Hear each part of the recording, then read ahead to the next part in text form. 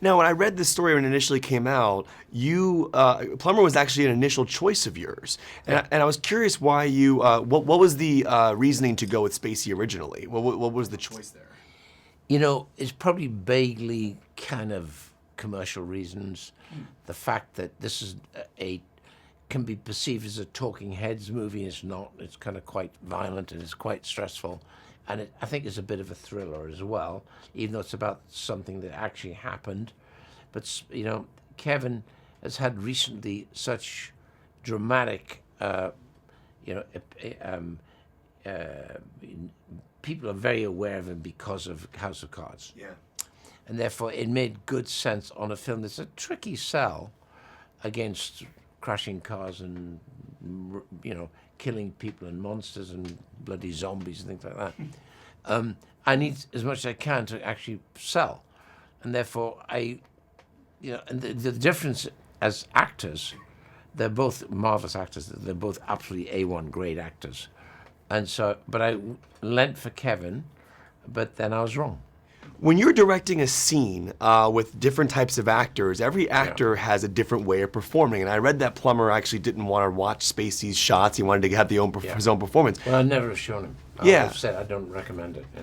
But I want to ask you, though, as a director, when you were reshooting those scenes, did you find yourself directing them differently than you did with Spacey? No.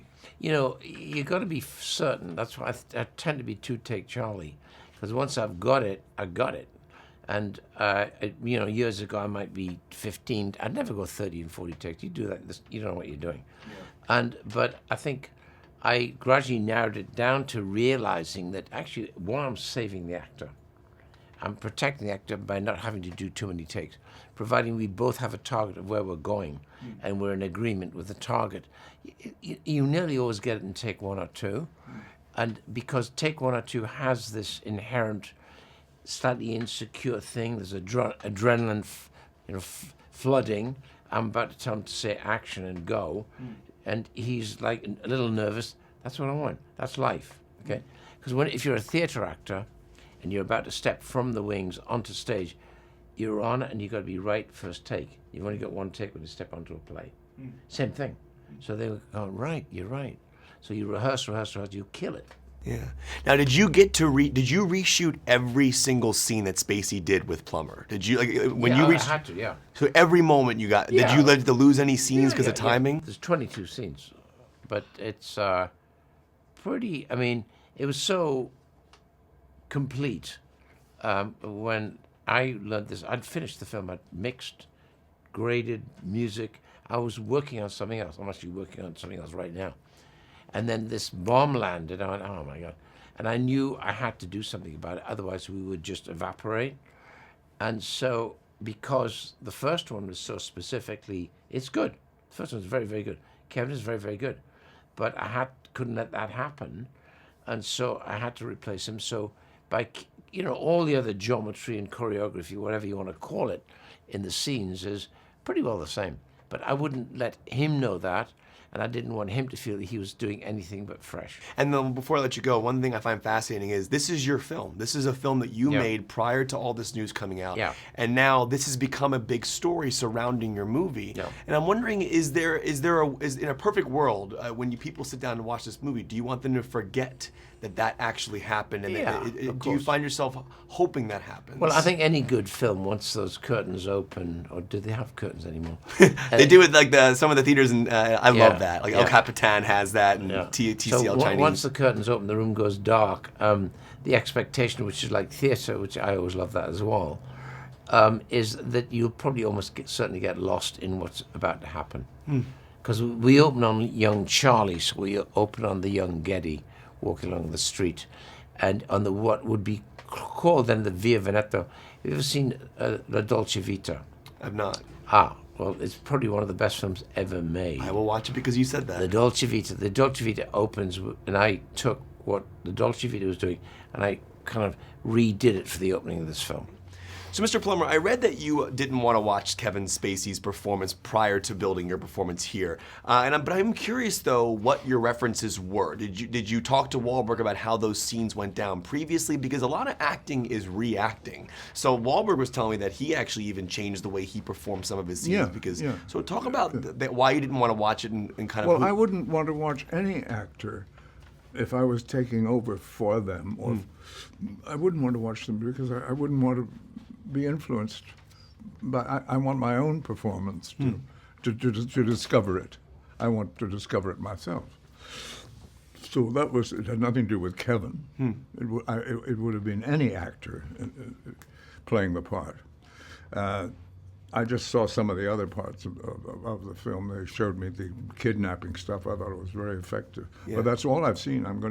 Tonight is going to be my first time to see the movie. I haven't seen it yet. So you did actually watch some scenes, just not the scenes with Kevin in them. So not the scenes with... That's interesting. Not my scenes, no. I didn't want to. Are you curious now, after you watch the film tonight, to see that performance? Because it's very rare that we have a movie that a second person played your character. No, I don't particularly want... Ridley says that that there were two people on the list, Kevin and myself, always from the beginning, and it's sort of ironic that I've inherited it. Too much to do, too much to think about, not to watch somebody else's performance. You know, one of the things about this character to me is he doesn't want to pay the ransom, but there are logical reasons why he chooses not to. Yes, and I'm curious absolutely. If you could finding that balance though, where we kind of understand where he's coming from, but we also feel so bad for the mother and wanting her grandson to come back. Can you talk about finding that balance where we kind of understand why he wasn't paying initially? Yes, well, he knows that you can't negotiate with terrorists, and you can't do that because he says of his 14 grandchildren would become 14 kidnapped grandchildren if he gave them the money. I think that was very courageous, actually, of him, and quite true. Yeah. Now, as I said here, I'm talking to you, but it is an absolute honor considering I've been watching your films all my life. And I'm just wondering, you look back at something like The Sound of Music, and I'm wondering what elements of that film stay with you still? Are there memories of that set that still kind of come with you onto every movie set you work on today? No. I tried, but why? Why would I want to? Of course, I know this. I'm a good friend of Julie's, and we talk about other things. Yeah. No, The Sound of Music is buried long ago in my memory. Well, it's a masterpiece. My wife and I went to Salzburg and did all the things. Oh, you did all that? Oh, my God. Well, I'm blown away, first of all, by how actors perform, because a lot of acting is reacting. And when you do your initial scenes with someone like a Kevin Spacey, you're going to have a different vibe when you do it with someone like a Plummer. So I'm curious, even though your performance is still intact throughout the whole film, how your performance changed at all in those scenes with Plummer. Did you find yourself performing differently? Well, he has a different interpretation of the role and a different approach to playing the part. So obviously it's going to change a bit. And then for me, going back and always feeling, oh, I could have done this, or I should have tried that, or why didn't I add this line, or I was able to kind of go back and do those things. But Chris, being closer to J. Paul Getty's age, and I think he obviously didn't have to wear prosthetics or anything like that, so I think that was a lot more freeing. He just had a different approach to the part. Did you find yourself in those scenes though, when you were acting across from him, like you mentioned discovering different things about the character? So did you add things in that weren't necessarily in the Spacey version? Yes, there were quite a number of things in the scenes that I shared with him that I wanted to do. And certainly the end, when finally get to tell J. Paul Getty what I really think of him. Yes, that was a nice opportunity to add some things there. Yeah, you work a lot. I interview you multiple times a year. You're always making a movie. I'm curious what you had to move around to do this. I mean, this is a 10-day reshoot. Do you have to move a schedule of a movie? I know you. I always read the story you always check with your wife before making a movie and schedule. But I'm curious what you moved. It started from the very beginning because I was shooting Daddy's Home 2. I got the call late saying, "Hey, Ridley wants you to do this thing, but you got to make a decision right away." I had a whole summer full of plans because I didn't have a movie for June through August. So my wife and I were going to do a lot of things with the kids, and then I had to call her and tell her, this opportunity came up. So that was the first time. And then when the additional shooting came up, we had big Thanksgiving plans. We had family and friends coming from all over. I had another movie that I was starting 3 days after we finished shooting this. I was 30 pounds lighter, had a beard, was ready to start rehearsing with Pete Berg and doing all of our prep and everything else. So all that went away. And then I showed up in Atlanta that Sunday night, started working Monday morning on the new movie. You say 30 pounds lighter, and now you're one of those actors who you change physically all the time for your roles. I was curious how you had kept the continuity. If you were 30 pounds lighter, I couldn't. I mean, what do they do? Do they tighten up? They just altered the suits. They just altered all the wardrobe to fit the same way that the other ones fit. Yeah, Ridley came to my hotel room and said, we're shooting next week. So I didn't have time, and I couldn't go and start putting weight on again because I promised Pete for the first time this is our fourth movie that I would actually be in shape for the character. And so they just altered all the suits. I had to shave my beard. That was the one thing. But I couldn't, and you don't really notice unless you're aware of it. Yeah. But if you go back and watch the movie, any scenes that I'm in with Gail, I'm a little more plump than the scenes with J. Paul Getty. This sends an incredible, important message to Hollywood that this is happening in this film. And I'm curious, just from somebody who's been in this business for so long, and the fact that this has been happening for so long, what do you think this does? Like, what is this going to do to help change the culture in Hollywood? Well, look, you have to be held accountable for your actions. I think, it's one thing. There's movies and stuff, and then there's real life, right? Now, I don't know exactly what happened. I think everybody's, certainly should be able to have their due process. But with this particular movie and what was at stake, I think Ridley thought, okay, the only way to salvage his film would be to make this kind of executive decision. And he also wanted to honor the other 800 people that worked on the film. Yeah. And that was not an easy thing to do, but... it was the right thing to do. A lot of acting is reacting. And I find it interesting, like, obviously doing the reshoots with Christopher Plummer. I'm wondering how different your performance was with a scene with Plummer versus with Spacey, because he didn't watch Spacey's performance, so he has his own interpretation of who Getty is. Yeah. Did you find yourself changing things you did in scenes with Plummer that you did with Spacey?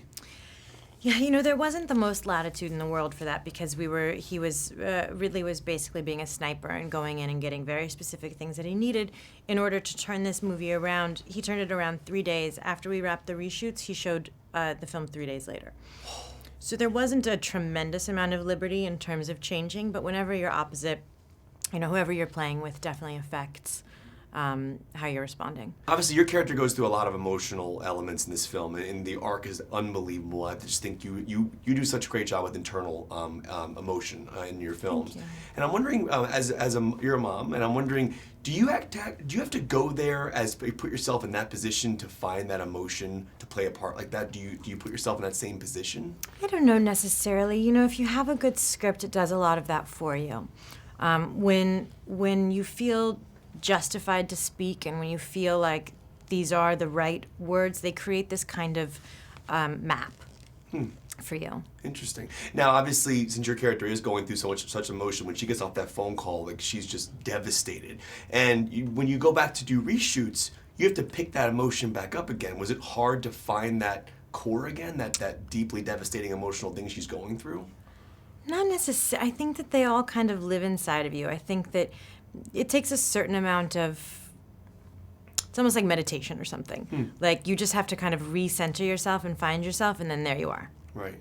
And I know you've spoken to this probably, but I'm very curious about the message this sends, obviously, to Hollywood and just kind of what this is going to do, hopefully, for the culture in Hollywood and having him being... He's got to clean up their behavior. Yeah. Can you speak on what you hope that this says to Hollywood? Because, I mean, in the EW article, you say something will be done if this is the behavior we're going to be seeing. So you talk about what you hope this does. I hope that it's not really just a Hollywood message or a Hollywood problem. I think that the most important thing that it can say is...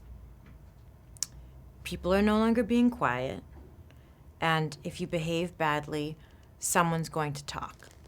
And it's going to have dire consequences through the rest of your life. Now, are you interested at all in watching the original cut of the film? Nah, this is the movie to me. This is the one.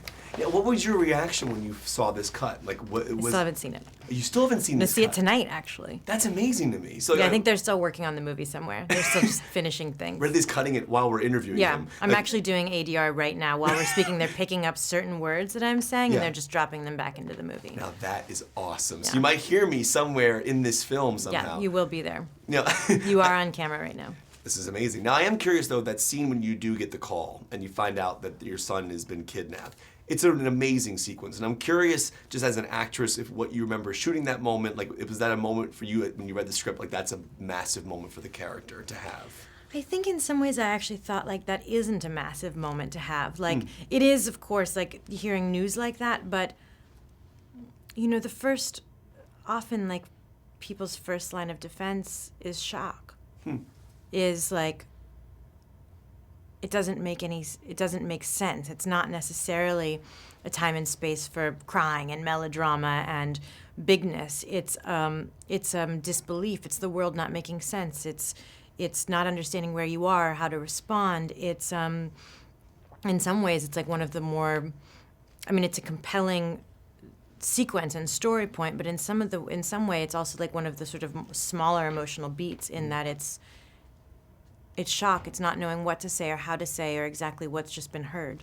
Last question for you. I'm sorry. we have to stop. Okay. I'm sorry. We're all- It's okay. Sorry. Thank you. I was just wondering if you were filming Venom when all the reshoots happened. I sure was.